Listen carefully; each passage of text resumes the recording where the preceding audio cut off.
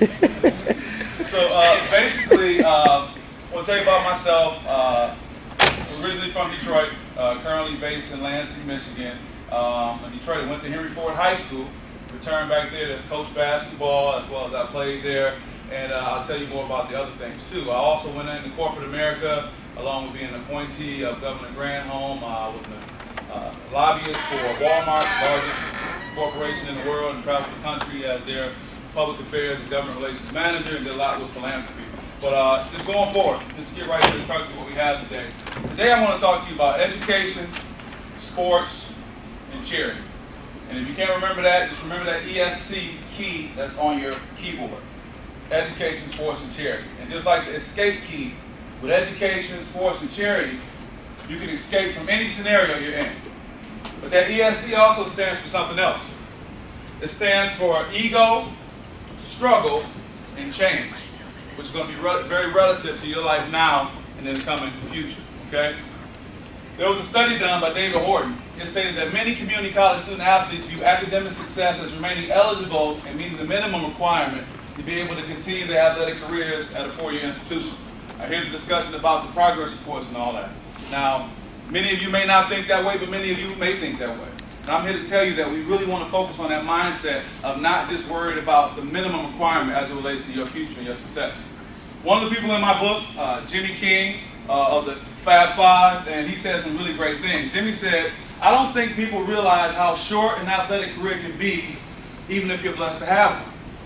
He also went on to say, you will have another 60 years of your life. What are you going to do with that? Now, no matter what's going on, you're going to come back, and if you play and go to the next level, there's still going to be time. You have to think about that career beyond right now. And lastly, one great thing Jimmy stated was we were more than basketball players. And when he said we, he was referring to the Fab Five and all the people that he played with. So, I like this quote right here, and I think it's very relevant for right now.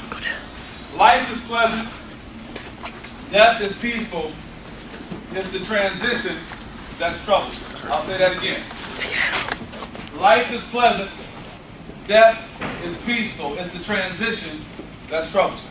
Now, I'm also a motivational speaker. I've traveled the country with that, and I'm doing some other things. I'll let these guys get seated. Hey guys, if your schedule doesn't interfere with this, we start right at 1 o'clock. Not 1:05, 1 o'clock. Okay? All right, okay. Thank you. Again, life is pleasant, death is peaceful. It's the transition that's troublesome. So I'm not here to be a dream killer by any means, but it's my job to be a dream clarifier. A dream clarifier, that is. The question is, what are you going to do when the cheering stops? You're at this point in your life, just like Jimmy said in the earlier slide, that many of you may go on to the next level, four-year institution to play your sport of choice. Or better yet, we can all close our eyes and think about, what if we all achieved our professional sport goal? Now think about that. You go on to that goal that you have, but then when you're done after another decade, then what? I think the problem we have, we get tunnel vision when it comes to our goals, and all we think about is, I want to make this goal, I want to reach this goal, I want to reach this goal. But then when you get to that goal, the question is, now what? If you ever want to test that, wait till you're riding down the highway and you see that $60 million Powerball. And you say, man, if I won that, I'll get this and I'll get that. But really think about that. After you win and after you tear the car lot up and get every car you want and all that stuff, you're going to be relatively young. What are you going to do with your life? And it's those type of moments that help you find out what your passion is. So I really want you to start thinking, what's going to happen when this change comes? This change is coming. Whether it's in the next year, 2 years, 4 years, or with a professional career, eventually the change is going to come. Now you can either go backwards, like the first slide, and not have focus on your academics, so when that change comes, you don't have anything to transition to, or you can start thinking forward thinking. What is my future going to hold? What things do I need to have to get in control? Another word I talked about that's going to be very important, ego, right? Ego is a great thing and also a bad thing. You know, Muhammad Ali says, I'm the greatest. And ego's been a great thing for you in your life so far. Because if it wasn't for your ego, you wouldn't be where you are. If you didn't believe in yourself, the coach wouldn't believe in you. If you didn't believe you can make the play, you probably wouldn't make the play. But what's going to happen to those eventually, that ego is going to cause you a problem because the ego is wrapped up in your identity. Right now, if someone asks you, what's your name and what do, you're going to say, hey, I'm Lindsay, I'm a basketball player. I'm Lindsay, I play baseball, which is fine and true. But in my book, I did some research and I found out that when these students were playing their last season on campus, the transition was terrible. Because no one comes to you when the last shot is shot, the last buzzer goes off, that last inning, no one's in the dugout saying, hey, I'm here to help you transition to your career after sports. And it is inevitable. It's going to happen. There's another change too, your physical change. Your bodies. Right now you guys may have 2-a-days, you're working out, you're staying healthy, hitting the weight room, all your friends are playing the sport, you're in great shape. But when you finish this process, whether it's here, 4-year institution, or after a professional career, you got to pay for that YMCA membership. Okay? You got to get up and go work out. You got to work that into your regular, everyday life. And that's a tough thing because now your body, you're not this svelte, in-shape person that you were in your college days. So all those things have a major, major impact. And all those things lead to a major, major struggle. I was just on the radio yesterday in Lansing with the Big Show, and we had Ken Dallaford. He's a former NFL player, and he talked about that big jump-off point when the cheering stops. It's going to happen, and you need to prepare yourself for it. Is it a struggle? Definitely it is. But I want to talk to you about struggle and how you want to embrace that. I'll give you my personal story. It won't even relate to sports. Now, I was an athlete, coached basketball, but my senior year in high school, I was class president, senior class president, student council president, youth governor of the state of Michigan. I had nothing but the highest hopes for my career as a politician. High school, all those great things would happen. I went on to Morehouse College in Atlanta. First person in my family to go away to college. It was a great dream. Dr. Martin Luther King Jr. went there. They referred to it as the Black Harvard, but it cost $20,000 a year for me to attend. Now, I'm first generation college, single parent household. I never forget that fateful night when I came back home to Detroit in that summer. My mother sat me down outside in that summer breeze and said, son, I can't afford to send you back. It was $20,000. That makes perfect sense. My world was crushed because that was my identity. I'm Lindsay. I'm a Morehouse man. I was wrapped up into that. However, I told you about the other word, which is change. And I was able to make a change because when I was in high school, even though I had already been accepted into Morehouse, my life skills instructor, Dr. Shirley Jennifer, she's since passed, she said, always have a backup school. Just like you want to always have a backup plan. And that day I remember signing up at on-the-spot admissions for Western Michigan University. Went there, and I was already accepted at Morehouse, so I didn't have to apply, but I said, I'll follow her advice. Follow the wisdom of these people who are here, who've been through what you've gone through, and they're trying to tell you. I follow her advice, and thank goodness, because all I had to do was make a phone call, and I transferred to Western Michigan University. And what I thought was an academic nightmare ended up being a dream come true. I befriended the president of the university, who's since passed, Dr. Dieter Henneke. I became vice president of the NAACP. I joined my beloved fraternity, Alpha Phi Alpha Fraternity Incorporated. I got an internship in Congress in Washington, D.C., a paid internship. And I also interned with the office of Mayor Dennis Archer. And we have a relationship to this day. Whether I call him, email him, he's picking up the phone, he's calling right back. But all that came when I thought I was going to be going through a nightmare. But I was willing to make the change. And I want you guys to think about that too. In life, it's not about what happens to you, but how you respond to it. Where are my golfers at? Who plays golf? Okay, it's always a few. That's great. More of you guys start playing too. I was on a par 3 last year. Not this one. This is too nice. I was on a par 3 and hit my first shot off. Boom, off to the left, into the trees. I thought the hole was done. But as in life, folks, good breaks, bad breaks, it's all the same. The ball hit the tree, popped back into play. 2 more shots, I'm putting for par. So my response to you is not about what happens, but how you respond to it. Helen Keller. Helen Keller was the first blind and deaf woman to graduate from college. She was an author and an actress. You think your classes are tough, just imagine, okay? She said, character cannot be developed in ease and quiet.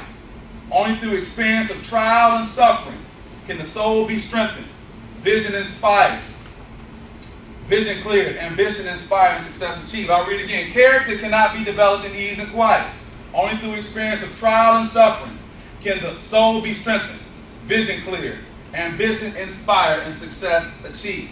Winston Churchill, he's a former British Chancellor, he said, kites rise highest against the wind, not with it.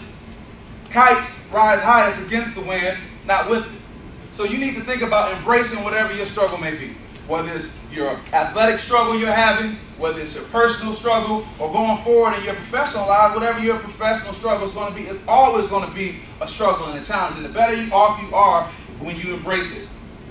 Where there is no struggle, there is no strength. That's Oprah Winfrey. Talk about somebody who had struggle. She grew up with a terrible childhood. But she's going on to become what? Probably the most influential woman in the world, if not person. Okay? You know this guy right here, right? Remember, I'm taking my talents to South Beach. All the fallout that came because of that. Remember all those other things that took place after he finally went down there and said, we're going to win all these championships, and they came up short that first season. How bad they talked about him. How he didn't even want to come outside. But he'll tell you himself, he embraced that struggle and he made some personal changes. He embraced it and made those personal changes inside. And what did the next season bring? Him being unstoppable, living up to his potential and beyond. I love the story of the Phoenix. Great story. Phoenix is a mythical creature, ancient Egyptian or Greek history, whatever you want to follow. And the sun god Apollo thought so highly of it that it would stop and listen to the Phoenix when it would sing a song. It was so beautiful. And it lived between 500 and 12,000 years. But when the Phoenix life was nearing the end, it would build a nest in the mountains. And it would go to that nest and it would set itself on fire. It would allow itself to be consumed by those flames. Now what would happen is after the Phoenix would burn, it would eventually rise from the ashes. And that's what I want to talk to you guys about right now. Whatever struggle, whatever challenge, whatever this next transition brings you, being able to be like a Phoenix, be like LeBron, be like Oprah, and rise from the ashes of your situation going forward. Now let me tell you about my personal story, okay? I said I was in corporate America and was doing great. And not to brag, but to give you some context, 6-figure income, traveling the country, preparing to travel the world for this corporation. It was a great thing, but when my wife and I found out we were having our first child, I was having a daughter, I thought to myself, what am I going to say when my daughter comes to me and say, Daddy, this is my dream and I want to do it? I said, I can't expect my daughter to follow her passions and dreams if I'm not having the courage to do that myself. So I left the security of that corporation. I left all those things because I wanted to use my background in education as a teacher, in politics, in corporate America, along with my passion for sports, coaching, and philanthropy. And by the way, Muhammad Ali's the only guy I'll let rub my head like that, just to let you know, too. But I had to make that decision. I had to redefine who I was. I had to make that change. I couldn't let my ego or my struggle stop me from making that change. And I couldn't let the identity I had of being a corporate guy stop me from stepping out on my own. And that's what I want you guys to think about going forward. Now, my passion is philanthropy. And there are many definitions for philanthropy, but one is a spirit of active goodwill towards others as demonstrated in efforts to promote their welfare. It's just giving back, guys. That's all it is. It's giving back. Stephanie Sandler of the Giving Back Fund, she's one of the people I interviewed for the book. The Giving Back Fund, they advise and consult athletes and entertainers to their foundation. They have an excellent summit that happens every year. I try to always attend. Now, she summed up what I was thinking in one of the conversations we had. She said, if professional athletes and entertainers can convince people to buy sneakers and perfume by the truckload, why not use that same power to promote charitable giving? Now let's go back through this. Not professional athletes. If the athletes at Henry Ford Community College can convince people to come to their games, read the box scores, do all these things, why can't you guys use that to influence charity? You guys have a following. We'll talk more about that. Where did my idea for the book come from? I was at the 2011 Michigan High School Athletic Association's Boys Basketball State Championship.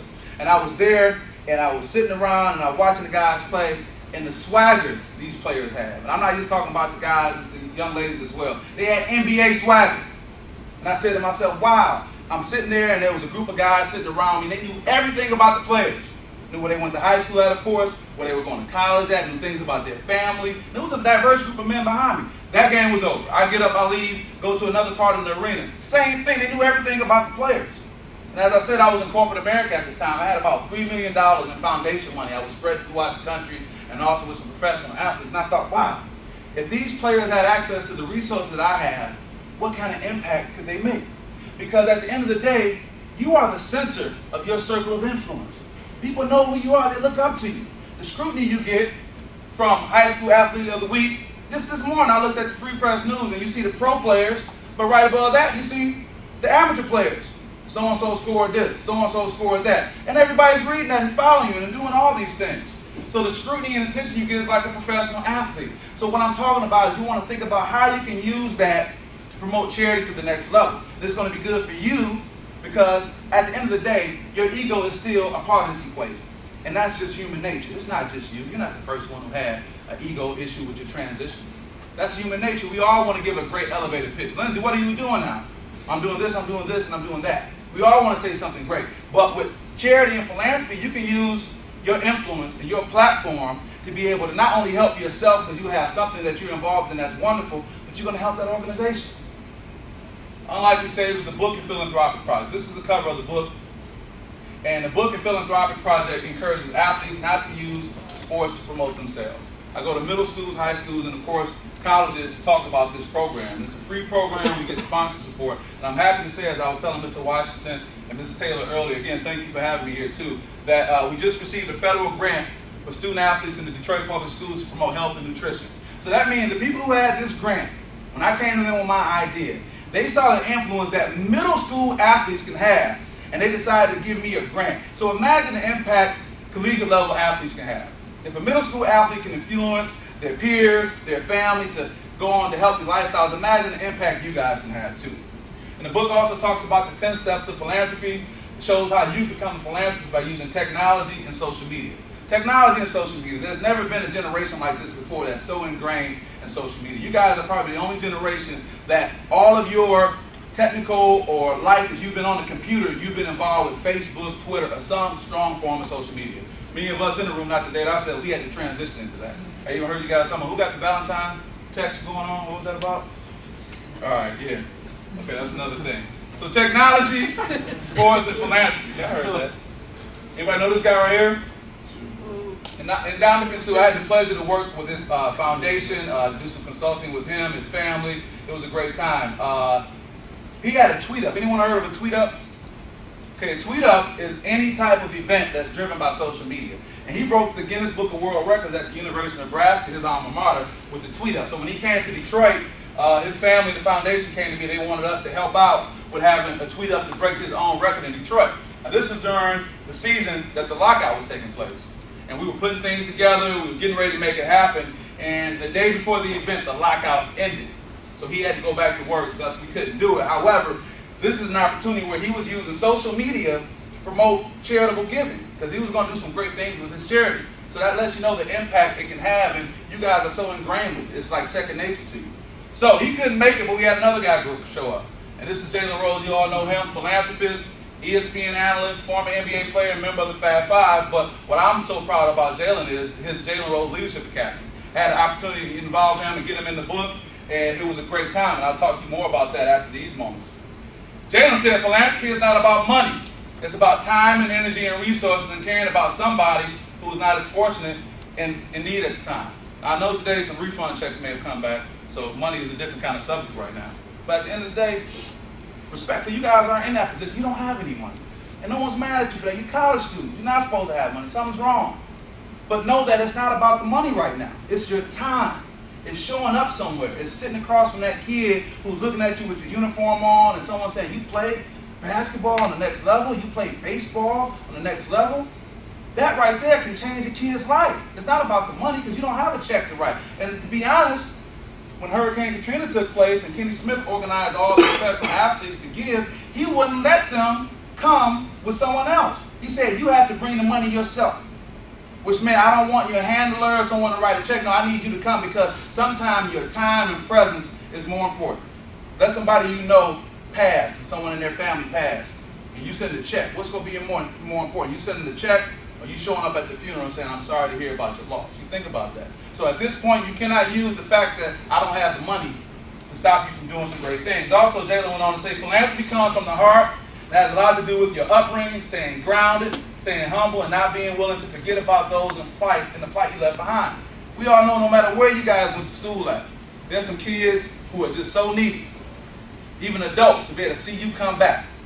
Now, there is a reality about your own personal safety based on how the world is right now, but nothing stops you from going back to your school. You can say, I don't like the teacher there. It doesn't matter. It's not about them. It's not about you. It's about this other kid looking up to you, seeing you coming back. Who knows what kind of impact that had when someone came back to your school. Other book contributors, we have former and current NFL players T.J. Duckett, Michigan State. T.J.'s on the very end right there with the big beard, and that's for significant reasons. T.J. grows his beard out every year, and he cuts it off for charity. Right there is Nikki Higgins. Nikki and I had the discussion in the book about ego and whatnot. Right here is Nick Vandenbosch. Nick has a great story. Nick went on to play at Albion College. He played football, and him and his best friend from the Muskegon area, they realized that, wow, there's never been an opportunity for us to showcase our football skills in the Muskegon area. So they took that idea they had in college, just like many of you talk all the time about what you want to do. They took that idea and they formed the Muskegon All-Star Classic. So going into their second year now, they bring teams from all over the Muskegon area and had this huge, huge event at Mona Shows It's Beautiful. They brought me up last year. I was able to do some color commentary, and they gave away scholarships. But this all came from two guys who were playing a sport just like you folks are right now, saying this is a plan we have. And right here is Mike Martin. Mike plays for the Tennessee Titans, but Mike and I met when he was at the University of Michigan. Mike was involved in philanthropy in college. He was even involved in philanthropy in high school. And Mike is the one who said it's those press days at the big house when everyone's all around him with all those microphones that he makes it a point to break away from them and find that kid sitting in the corner and walk over to him and sit and talk to him. You think that kid's going to forget about that? Do you think that kid is going to forget that impact that it had? For the ladies, I haven't forgot about you guys as well. Former MSU and professional basketball player Lauren H. She's in the book. This is Lauren right here, Draymond Green, and Dr. Poachin at Michigan State. Lauren was a high school basketball champion at Waverly High School in the Lansing area. Went on to Michigan State. Then went overseas and played in Denmark. But Lauren didn't just stop there. She made the change. She made the transition. Lauren said, well, you know, I love fashion.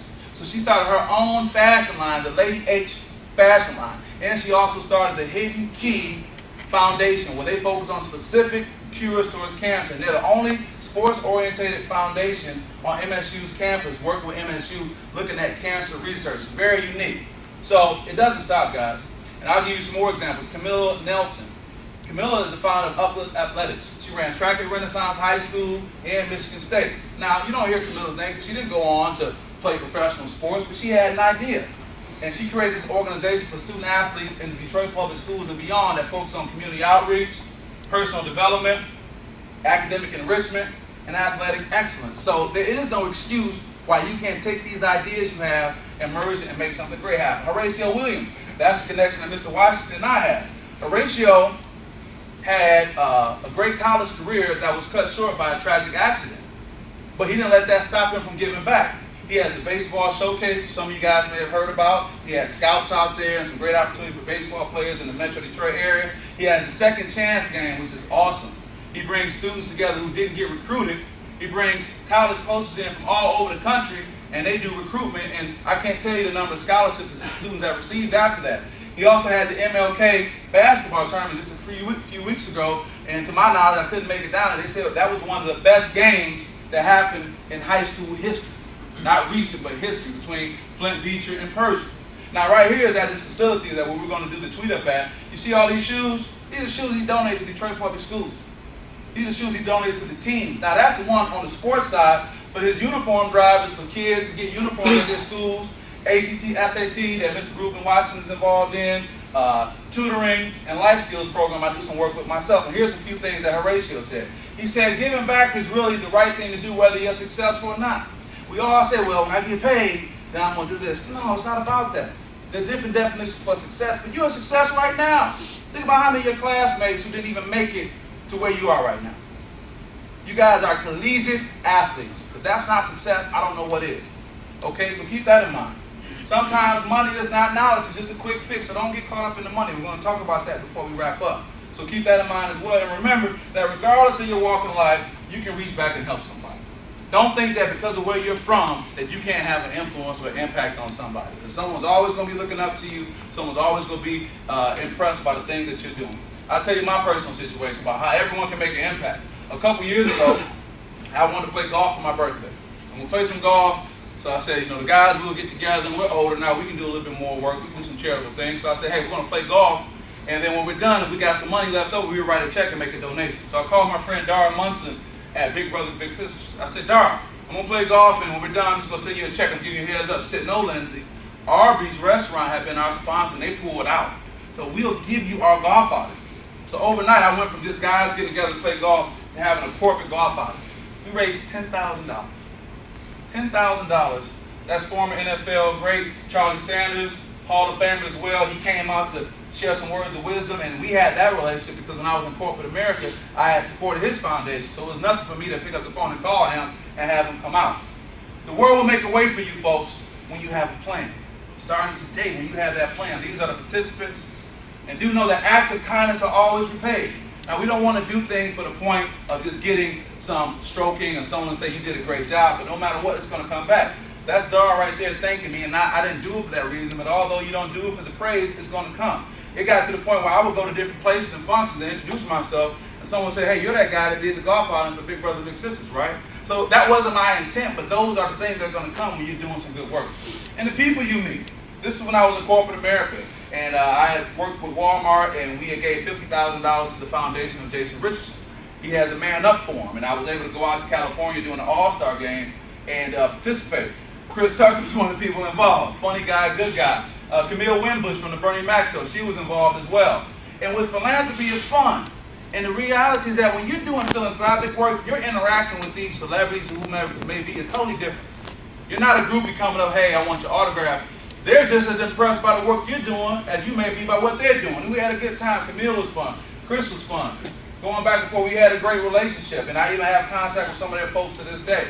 This is funny right here. This is Chris getting ready to speak. I look down. He had a nice pair of Gator shoes. I said, Gators, that's like the trick. He said, man, my mama bought these. I mean, just a funny guy all the way around. LaToya Luckett, formerly a Destiny Child. She was involved. We were able to have some great interaction. But you build a different kind of relationship when you're doing philanthropic work. Now, before I want to wrap up, if you don't remember anything, I really want us to focus on this right here. The Wealth Cure. This is a book that's written by Hill Harper from CSI and all those things. And in the book, he talks about advice for avoiding the predicaments that pile up when we obsess about material gain. Now listen, I'll be the last one to tell you not to make your money, okay? I did it. I went to corporate America, and I did it for the sake of being driven by the money I was going to make, the security it was going to bring, and all the great things I wanted to do with it. I wouldn't tell you not to be about that. However, do know this. Benjamin Franklin stated, money never made a man or woman happy, yet nor will it. The more a man has, the more he wants. Instead of filling a vacuum, it makes one. And let me be a personal testament. The money was great, but you'll get to that point, ladies and gentlemen, where you're going to hit that wall, where if you're not following your passion, if you're not doing what you're truly committed to do, the money won't matter. Now, many of you may say right now, man, whatever, I learned to live with it, and you may. But believe me, there comes a time in life, and the other adults in the room can tell you, but you're going to look back at your life and you say, did I do all that I really want to do? And I'm not telling you that. And here's the last thing.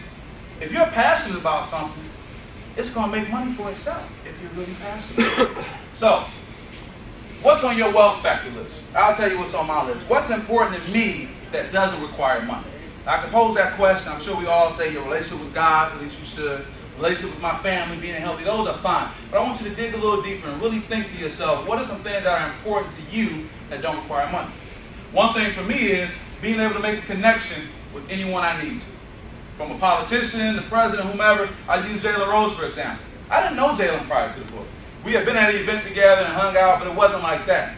So when I had to go to him about being in my book, because he was the person I wanted to get involved, I went to his golf outing. I see him, I walk up to him, I said, hey Jalen, I got a book about athletes and charity, I want you to be in it. He's like, man, no problem, man, just call me. I'm like, man, I don't have your number. What do you mean, just call me, right? So I'm out at the golf outing, right? I'm on the opposite hole, we're riding, and he's coming back. I'm like, well, I'll catch him when he gets to the clubhouse. Because I was right behind him, going. I get in the clubhouse, I see his mom. I said, where's Jalen at? Oh, Jalen got on the red eye. He had to go back to California. He was shooting ESPN out there. Oh, man. But fortunately, I was able to connect with some of his folks. We made some connections, and a few days later, my phone rings. Hello, this is Jalen Rose. And we talked for more than an hour at the time. The documentary on the 5-5 that just came out, and he talked about a whole lot of stuff that wasn't in the documentary, about Duke and all that, but it was great. But my point being is those are things that are important to me. Also, being able to keep my head up no matter what situation I'm in. There are simple things, but you need to think about that. And when you can connect to what's important to you that doesn't require money, you're going to find your passion. And believe me, you'll be rich beyond your years when that happens. So last, embrace the struggle, ladies and gentlemen. Someone once told me you're either in a storm, coming out of a storm, or getting ready to go into another. I don't mean to sound morbid and negative, thus is the cycle of life. But if you're embracing your struggle every time, all the time, all these are going to do are be things to help you do better. You must believe you can make an impact. If you don't believe you can make an impact, no one else should believe you will. You must believe that you can have some influence and do something to change the course of things. And this is a quote by Mahatma Gandhi.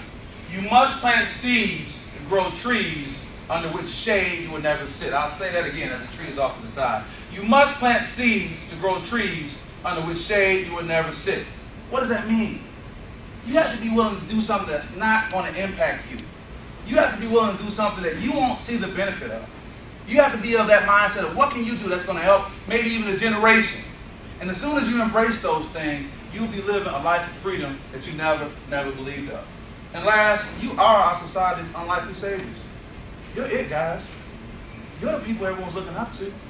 And unfortunately, so many athletes take this power and influence that they have and they run it into the ground. But so few, at least known, are taking this platform they have and using it for a great thing. Because people are going to always want to know, what was it like playing college basketball? What was it like playing golf? Playing baseball? What was it like? All these things. You're going to always make a connection. And I'll say this finally, think about it. They say, what are the two things you shouldn't talk about when you meet someone? Sports, religion, and politics. But the things you can always talk about is the weather and sports. So you guys are going to always have a conversation. Really proud of you. I expect nothing but great things from you. Thank you for having me here, and I love to answer any questions that you have. Thanks. Follow me on Unlikely Saviors on Twitter or Huddleston Group. Both of these, you follow me. There's a morning tweet I put out about 3, 4 a.m. People call it inspirational. So if you want to get something from that, you can get that from me. So thanks again. If you have any questions, I'd love to answer any questions you guys may have.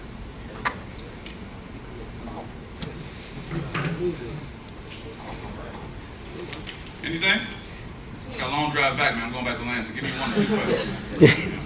Can you go back to your slide? Absolutely.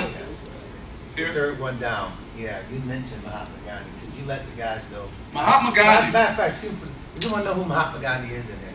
Who is he? And It's like a loud, please. look at. I mean, it's hard to describe. I mean, he's from India, right? Yes. And he's known for fasting. He was an activist. What's your name? Social and Andrew, good job. He was an activist, and I got a great story to tell about Mahatma Gandhi, how it affected my life personally. As I said, I just got a grant recently to work in Detroit Public Schools to help student athletes decrease obesity and things like that. And there was a quote that was very interesting. Okay, Mahatma Gandhi was a lawyer, he was an activist. He inspired Dr. King. So that's giving you the idea of the gravity and the impact that he had. So during his time in India, just like during the times of slavery, when cotton was the industry, there was a big issue and controversy going on during that time, and sugar was that same type of commodity. Can you guys follow what I'm saying? You got cotton and sugar. So it was kind of controversial to be involved with sugar. So there was a mother who went to Mr. Gandhi because he was a person of influence, and she took her son.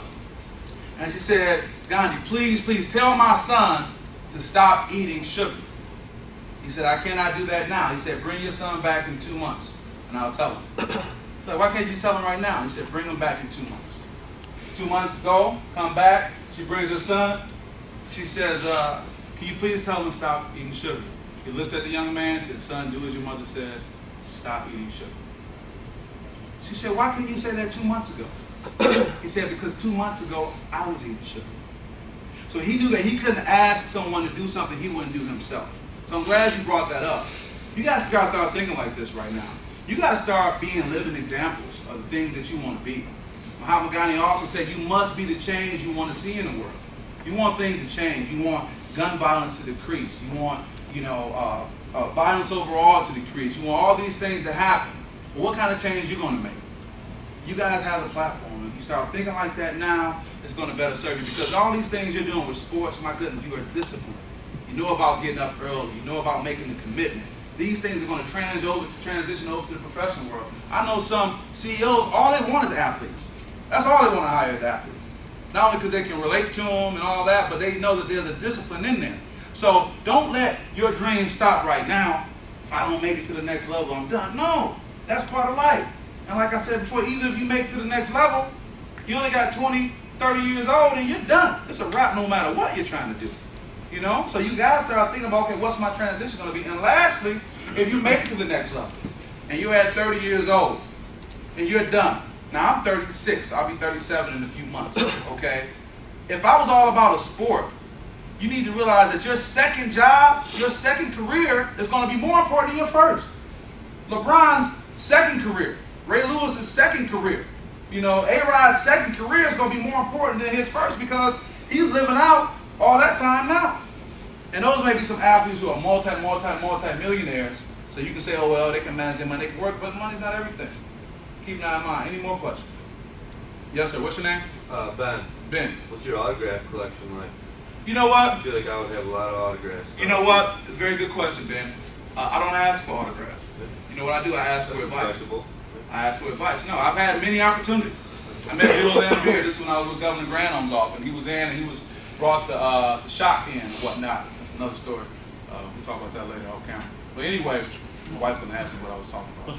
I got in trouble now. Anyway, my point being is, I went to him, I said at the time I was playing in the charity game with people at the governor's office. And they were getting mad at me because I was so competitive. I'm like, I'm just competitive. I'm not trying to go out like that. So I asked Bill Lambier, I said, man, what's the problem, man, with being so competitive? You know what he said? He said, everyone hates a winner. Everyone hates a winner is what he told me. And that's the original bad boy. So that's an example. Another thing that happened is that a few years ago, about 2007, I blew out my ACL. I had a meniscus tear, then I blew out my ACL, so I had to back off the hoops a little bit. I was traveling through Memphis on my way to Arkansas. This is when I was with Walmart, and saw Scottie Pippen in the airport. Another example where it could have been an autograph session, but I'm thinking, man, I love to hoop, but I'm getting all beat up. So I go to world-renowned Scottie Pippen, I say, tell me, when should I stop playing? He said, when you lose the love. That's how it sounds. He said it like that. But my point being is, that's what I got from the situation. So instead of autographs, I try to get something. Last example, George plays for Ohio State, my buddy, the running back. I was in Ohio and saw him. He was having dinner, and we had a conversation. And I did get an autograph from him because my mother likes him, Eddie George. So I got that from Moms, And I asked, what was going on. He said, well, I just finished school. And this is a perfect example. I'm glad we got to segue with this. He said, I just finished school. I said, oh, you got your undergrad? He said, no, I got my MBA. I was like, oh, excuse me. He said, because I need to know where my money is going. So this is a very wealthy individual.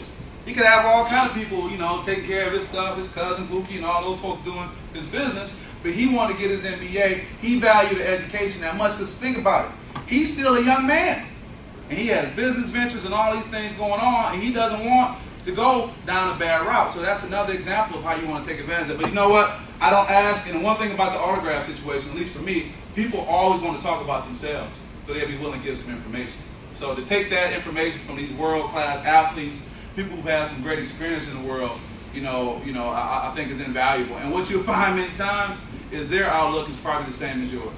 Same thing. They put their pants on one leg at a time. Yes, sir. I know you crunch the time. One other thing, you have any information on internships that some of the young men might be looking for experience in an area, but they would not only gain experience, but get paid for that? Sure. I think I could definitely be a resource. To Mr. Washington, you can contact me when we're done. I'll get my card out. I have a plethora of resources, whether it's from the corporate world to potential, opportunities within the sports world, and based on what your interest is, we can work on finding that. So I appreciate you guys having me out. Thank you for your questions and all that, and good luck to you guys, okay? Thank you.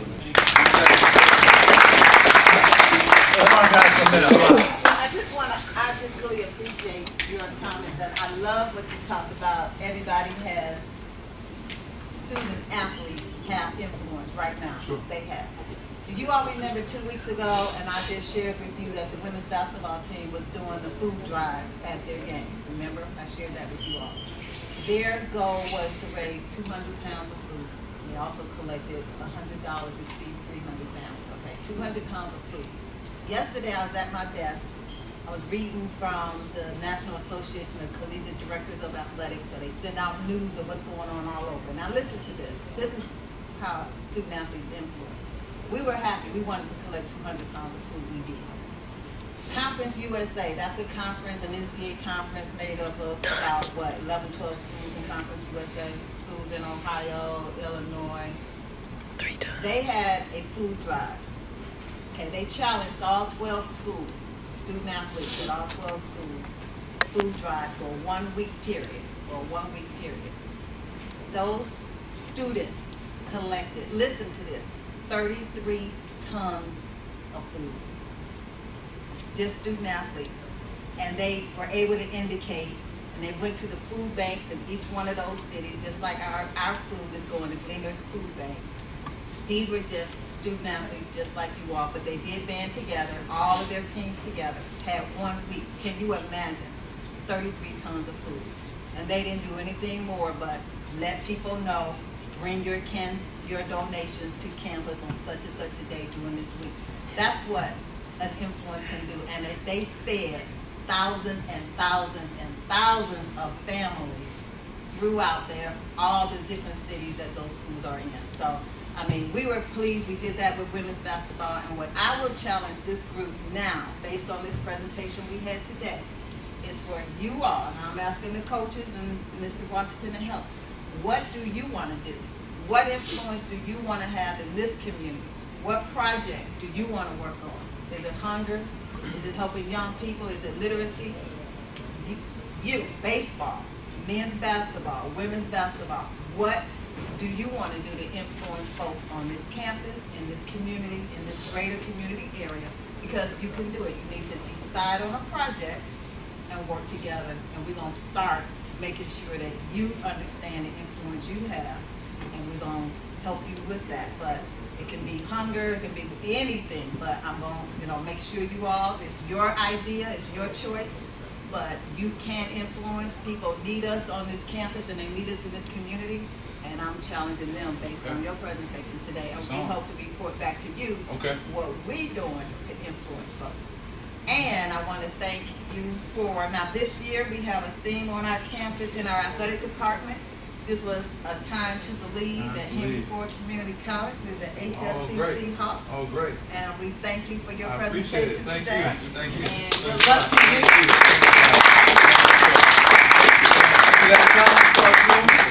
you. Whatever you guys come up with, I'll be willing to get involved and match it as it relates to getting you to the next level, promoting it. I mean, I'll be involved. I got this thing started, and I'll be willing to help you guys go to the next level. And I have a high expectation from this group, so this won't be the last you hear of me, if that's okay.